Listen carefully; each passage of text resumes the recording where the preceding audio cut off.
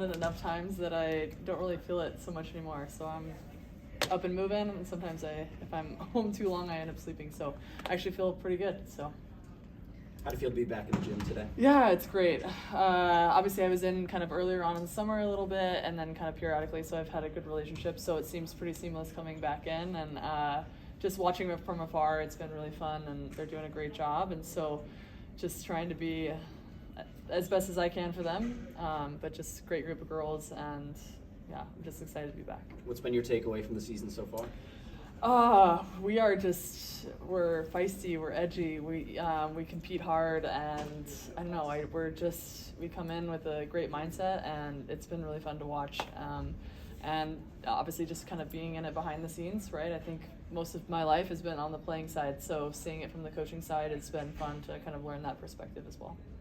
John said yesterday he was going to have a conversation with you for what is it going to look like, how you can help. I mean, how'd that go? And did you get any kind of answers to that? Yeah, I think we're still, searching for a little clarity, and I think it's going to be kind of adapt and adjust as we go, and just kind of what they feel like the team needs. And I think I still have a lot to learn as well, and so I'm kind of just adding where I can, but also for me, less is more. So just kind of observing and then kind of adding a few nuggets here and there, but also they've been in a groove, so just kind of going along with the ride and seeing where I can help. It's been like being able to do the hands-on portion of it after having to watch video and then kind of react later on. Yeah, it's good. I love it. I'm a volleyball person, so I can watch it all the time, and I just love learning, and now seeing it from the player side, like how can I help and kind of speak their language, right? So maybe what worked for me, maybe it doesn't work for everybody. So understanding them better and kind of how I can help the best way for them. How important was it for you this summer to be able to Zoom with them and already create a relationship before you got in the gym? Yeah, it's been really important, and I think some of the best coaches I've had in my career, I think it starts with a great relationship. So I think just knowing that I'm in their back pocket and I'm an asset for them in any capacity is really important for them to know, and that they can call anytime and without judgment, and I'm here to help. So I'm really grateful for that, and some time spent in the gym already, and it's, again, made this transition really seamless. How do you balance the playing and the coaching at this point? Yeah, that's a great question. Some days when I was in Poland, I was like, oh my gosh, how am I doing this? But I don't know, I just love the sport so much, and it's given me so much. And I joke with one of my mentors, like, she talks about living on house money, and I really feel like I am. I feel so blessed to be able to still play and then kind of coach at the same time, and I'm just living on house money every day and not taking it for granted, because it could disappear in an instant. What's the mentality you've had as a passer in your career that you're going to try to teach to these players?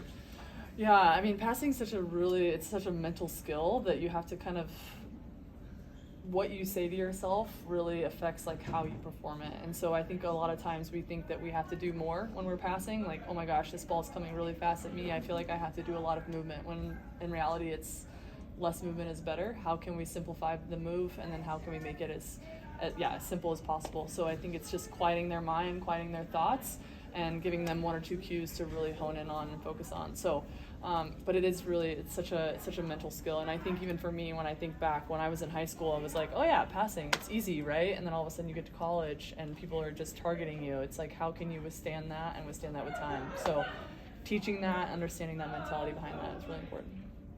You teach anyone how to do a jump serve yet? Yeah. I still have to remember how I did it. No, I think actually it seems like on the women's side, it's kind of going away. It's more float serving now, and obviously you see it more on the men's side, but there's only a few women on our side internationally that are able to hit with any sort of pace. So it's really hard to kind of teach, and I've gone away from it just because of that, just because I couldn't hit it with as much pace, and I think it's just really hard. It's a little bit easier to pass as well. So. How do you feel like your expertise complements what Jalen and Kelly bring to the staff? Yeah, again, I think a great coaching staff so far. Obviously, I played with Kelly for a little bit of time, and I know Jalen's history as well. So I kind of lean on them, like they know how John works too, so kind of how I can fit in and what I can help them with as well. So they've been great, and obviously Jalen's a great recruiter, and yeah, it's been fun to kind of also learn from them and kind of understand their perspective and what's got them here today as well.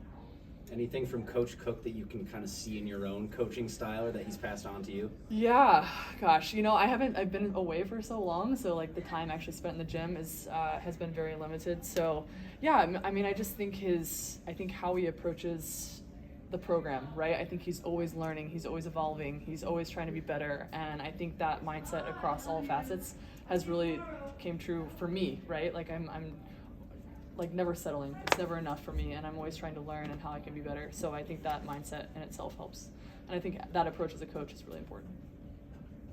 John talked about how difficult this lifestyle is, the pro and national team. Like, what's your latest example? Like when that match ended a couple days ago, like how many stops and how long did it take you to get here? Yeah, it is. It's an interesting life, but again, we get to see the world and feel very blessed to have the perspective I've had. But so I actually didn't sleep the night after the game, and then I left the hotel at like 6 a.m. Direct from Warsaw to Munich, Munich to Chicago, Chicago to Omaha, and then I was delayed because I missed my connection in Munich. So, yeah, but you know what? I think one of John's things when I was in college was like being comfortable when you're uncomfortable, and so a lot of things sometimes don't go your way. But how can you settle in when it's chaotic? And that's when good things actually happen, and you actually learn a lot about yourself.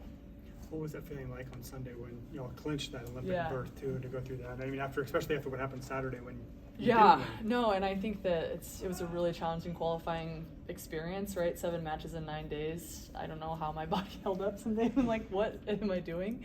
But gosh, yeah, to now have this kind of sense of peace that we've kind of put in the work, and now we just get to build and get ready for Paris next year, is really, really huge. So I'm really proud of our team too, because like you said, we kind of got slapped around by Poland, and Poland's a great team in Poland. It's really hard to win, and so I'm really glad of our response coming back, because Germany's no one to sleep on as well. So I thought we did a really good job of coming back stronger.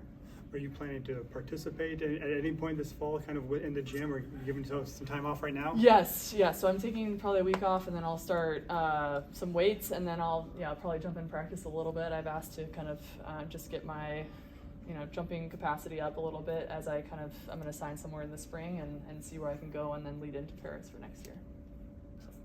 How many days were you here this summer for camps? I wasn't here very much. I would say probably I was here for 3 days of camps, but then kind of before, a little bit earlier, I was here for maybe 10 days as soon as I got back from my pro season. So just kind of in and out, and then I was here for a weekend here and there. So every time that I had a chance to be in the gym or back to say hi, I tried to do that. And then again, I think I was FaceTiming, I was texting, I was volumetrics, like I was very much hands-on from afar as much as I could, even all the way from Poland. Yeah, how, with that time change, how did you build those relationships when you're on the completely different side of the planet? Yeah, just letting them know that I'm here. I think just, hey, I'm thinking about you. Hey, how's this going? I wasn't able to see a lot of the matches when I was in Poland, but I was able to see the stats, like, hey, this is what I saw. What did you feel? Again, I think just knowing that I'm in their corner is really important. And then obviously I was in California majority of the time, so it's only 2 hours. So being able to watch the game live as much as I could was important, and then being able to follow up after that. What impresses you about this outside hitter group that you've seen so far? Yeah, just physicality. And I also think mindset, ability to see the game at a really high level. Obviously, some of them have USA experience as well, so they've seen other countries and how they play, and which I think is really important. And just, I think, open to learning, being learners of the game, and not having this mentality of I've arrived. So I think it's really important. Are you working with both the opposites, left and right? Yes, a little bit of both. Okay. Yep. So I think it's very similar in how we approach and things like that. So I would say probably more outsides and working on passing lineups and things like that. So. Final questions? Where are you going to play this winter or spring? I haven't signed anywhere yet. Nope. I still dealing with a lot of things, little outside stuff. So I just kind of want to get that settled, and then I'll decide from there. And then Europe kind of starts moving November-ish, so sometimes teams will change lineups or they'll want to sign someone half season. So I'm really just trying to keep my options open at this point. So. Okay. Thanks. Awesome.